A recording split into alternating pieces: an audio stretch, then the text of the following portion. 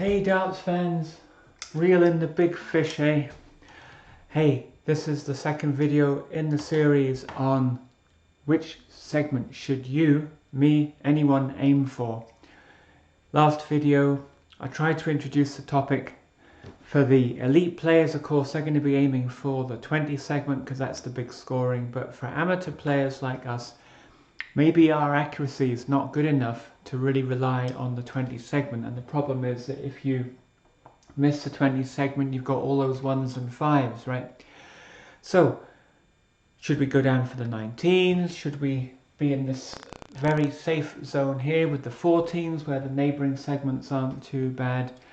Well, what I said I'd do is in this video show you ways of measuring what I call sector accuracy, segment accuracy, and then using segment accuracy, how in tomorrow's video I'll show you mathematically with a computer program as well, logically what segment you should be aiming for a given segment accuracy. So when you talk about accuracy, you normally hear figures from the professionals and they have like average scores and all that kind of thing, or what percentage of doubles they're getting. We're not going to be talking about that kind of thing, although we will in the future talk about accuracy for trebles or accuracy for doubles and whatnot. This is a much simpler thing.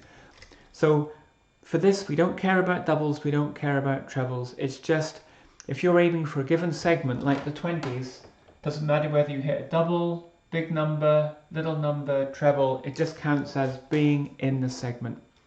And the question we have is, if we're aiming for a particular segment, what is the probability or the percentage that our dart's going to go in there? And each player is going to have sort of their own personal segment accuracy, depending on their level at the time. It might go up, it might go down in the future. If they practice a lot, it will go up. If they don't play for a while, it will probably go down. So the best way that I think to measure this is to probably do it over several days and repeat this exercise. And I'm not going to go through it on this video because it's a bit boring, right? But essentially to have 20 visits to the board, and in the first visit aim for the 1s, in the second visit aim for the 2s, and the third visit aim for the 3s, right up to the 20th visit where you aim for the 20 segment. And so you're throwing 60 darts in total, and all you're going to do over those 20 visits is give yourself 1 point if your dart goes in the segment that you're aiming for. Okay, let me just demonstrate. So I'm going to be going for the first segment here.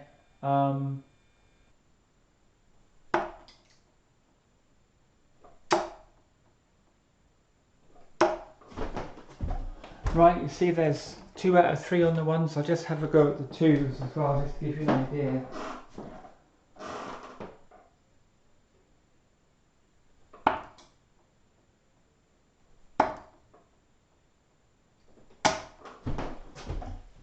Okay, there's 2 out of 3 on the 2s as well. So I've got 4 out of the 6 darts there. I just keep going all the way around, and that would be what you do for that, and you just keep count up to your 20 visits, your 60 darts.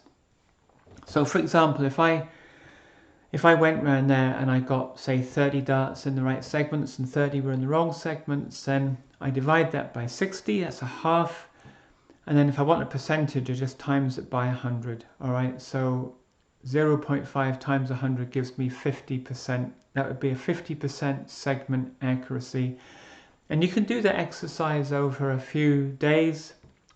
So you might get, say, 50% one day, 60% the next, 45 the next, 55, and so on. Just keep track of those scores, and then you can just average the whole lot of them. And that will give you a very good measure of your segment accuracy. A sort of cheap and dirty way of doing this, instead of having 20 visits, is just do 20 darts, like the clock game, 1 at each segment. But, that's not going to be so accurate, and I wouldn't really recommend that. But you can do that if you want a quick measure. Another way to do a quick measure is just to focus on one segment and just count how many times you hit that segment in, say, 20 darts. So you could throw 20 darts at the 20 segment and just see how many of them go in.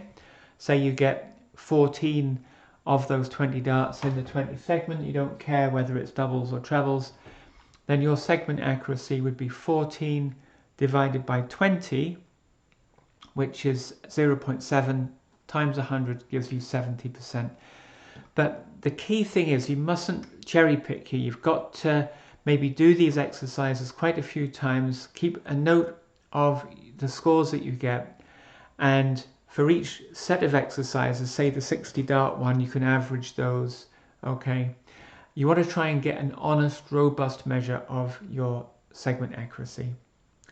So like I said in the last video, mine generally is maybe around 80%. The pros would probably be around 95% plus. I think there might be some players who maybe it's more like 40, 50, 60%, okay? A beginner, maybe it's like 10 or 20%, who knows?